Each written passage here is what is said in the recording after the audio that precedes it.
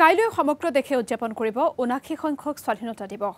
সকলোতে চলি আছে স্বাধীনতা দিৱসৰ শেষ প্ৰস্তুতি। খানাপাৰাত কেন্দ্ৰীয়ভাৱে আয়োজন কৰা হৈছে স্বাধীনতা দিৱসৰ, য'ত পতাকা উত্তোলন কৰিব মুখ্যমন্ত্ৰী ডক্টৰ হিমন্ত বিশ্ব শৰ্মাই। স্বাধীনতা দিৱসক কেন্দ্ৰ কৰি সমগ্ৰ ৰাজ্যতে অধিক কটকটীয়া কৰি তোলা হৈছে নিৰাপত্তা ব্যৱস্থা। প্ৰধানমন্ত্ৰীগৰাকীৰ আহ্বান মৰ্মে স্বাধীনতা দিৱসৰ প্ৰাক্ষণত সমগ্ৰ দেশতে হৰ ঘৰ তিৰংগা কাৰ্যসূচী ৰূপায়ণ কৰা হৈছে। মুখ্যমন্ত্ৰী ডক্টৰ হিমন্ত বিশ্ব শৰ্মায়ো অংশ লৈছে কাৰ্যসূচীত। পাণ্ডুত আয়োজিত তিৰংগা যাত্ৰা কাৰ্যসূচীত অংশগ্ৰহণ কৰিব মুখ্যমন্ত্ৰী ডক্টৰ হিমন্ত বিশ্ব শৰ্মাই। আৰু এই মুহূৰ্তত মুখ্যমন্ত্ৰীগৰাকী সেই স্থানত উপস্থিত হোৱাৰ প্ৰাক মুহূৰ্তত তাত যথেষ্ট লোকৰ সমাগম হৈছে। আমি পোনপটীয়া সম্প্ৰচাৰত সংযুক্ত হৈছোঁ। ধীৰাজ হাজৰিকা আমাৰ সৈতে আছে। ধীৰাজ হাজৰিকা, যিহেতু কিছু মুহূৰ্তৰ পাছতে মুখ্যমন্ত্ৰী গৈ এই কাৰ্যসূচীত অংশগ্ৰহণ কৰিব, গতিকে তাত প্ৰস্তুতি কেনেধৰণৰ, ৰাইজৰ সমাগম কেনেধৰণৰ?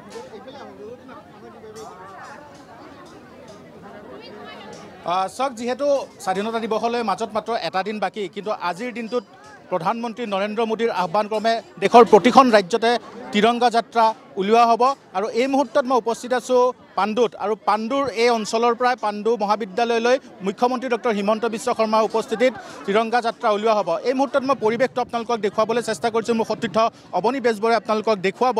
যথেষ্ট সংখ্যক ইয়াতে বিজেপিৰ কৰ্মকৰ্তাৰ লগতে সাধাৰণ লোকৰ ইয়াতে সমাগম ঘটিছে। সকলোৱে হাতে হাতে তিৰংগা পতাকা লৈ তেওঁলোক ওলাই আহিছে, আৰু এই তিৰংগা পতাকা লৈ হাতে হাতে তিৰংগা পতাকা লৈ ওলাই অহা তেওঁলোকৰ উদ্দেশ্য হৈছে যে এই তিৰংগা পতাকাৰ যি গুৰুত্ব সেয়া যাতে সকলোৱে বুজি পায়।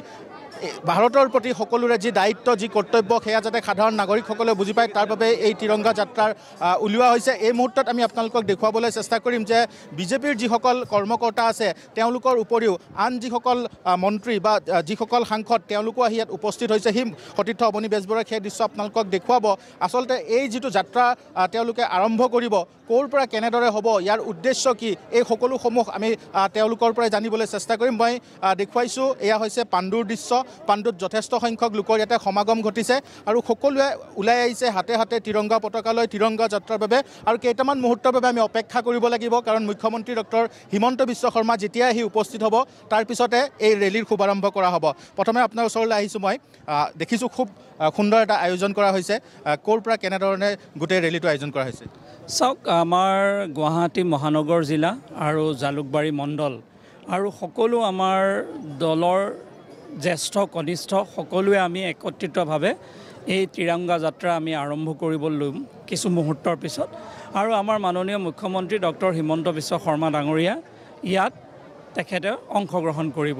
চাওক, ভাৰতবৰ্ষত বা অসমত যি নতুন প্ৰেক্ষাপট পৰিৱৰ্তন হৈছে যে আমাৰ মাজত এটা ৰাষ্ট্ৰীয়তাবাদ জাগ্ৰত হোৱা, দেশখনৰ প্ৰতি দায়বদ্ধ হোৱা, দেশক ভাল পোৱাৰ যি এটা পৰিৱেশ, এটা নতুন পৰিৱেশ আমি দেখা পাইছোঁ। আৰু অসমত বহুদিনৰ পিছত আমি দেখিছোঁ স্বাধীনতা দিৱসৰ আগমুহূৰ্তত এক উৎসৱমুখৰ পৰিৱেশ। আমি যেতিয়া শৈশৱত আছিলোঁ তেতিয়া আমি স্বাধীনতা দিৱস উদযাপন কৰাৰ সৌভাগ্য আমাৰ হোৱা নাছিলে, বন্ধ ঘোষণা কৰা গৈছিলে। কিন্তু আজিৰ প্ৰজন্মই এক নতুন পৰিৱেশ পাইছে।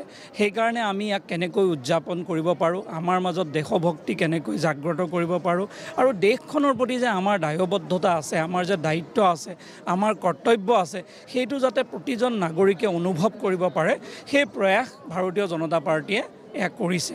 আৰু মাননীয় মুখ্যমন্ত্ৰীয়ে সন্মুখৰ পৰা নেতৃত্ব দিছে, আমাৰ ৰাজ্যিক সভাপতি দিলীপ শইকীয়া ডাঙৰীয়াই নেতৃত্ব দিছে।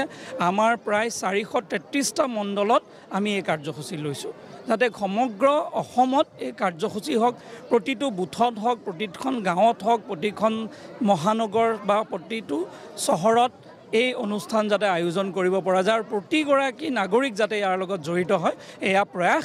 আৰু খুব সুন্দৰ ইয়াত আয়োজন। কেই মুহূৰ্তমানৰ পিছত আমি সকলো ৰাইজৰ সহযোগত ইয়াক আমি শুভাৰম্ভ কৰিম। ক'ৰ পৰা ক'লৈ হ'ব ৰেলীটো? চাওক, আমাৰ জালুকবাৰী আপোনালোকে দেখিছে, ইয়াত যিটো ৰেল পুলিচ ষ্টেচন আছে ইয়াৰ পৰা আৰম্ভ হ'ব আমাৰ পাণ্ডু কলেজলৈকে, তাৰ এইটো আমাৰ ৰেলী হ'ব। কিন্তু এইটো প্ৰয়াস, মাত্ৰ আমাৰ ৰেলীটো আমি মাত্ৰ কৰিছোঁ যে সকলো মানুহে যাতে ইয়াত অংশগ্ৰহণ কৰে আৰু সেই অনুভৱটো হয়। আৰু অহাকালিলৈ যাতে আমি প্ৰত্যেক ঘৰ ব্যক্তিকে আমি অনুৰোধ জনাইছোঁ, প্ৰত্যেকেই নিজৰ ঘৰত যাতে মানে ৰাষ্ট্ৰীয় পতাকাখন নিজৰ ঘৰত আঁৰে বা উত্তোলন কৰে, সেইটো আমাৰ প্ৰয়াস।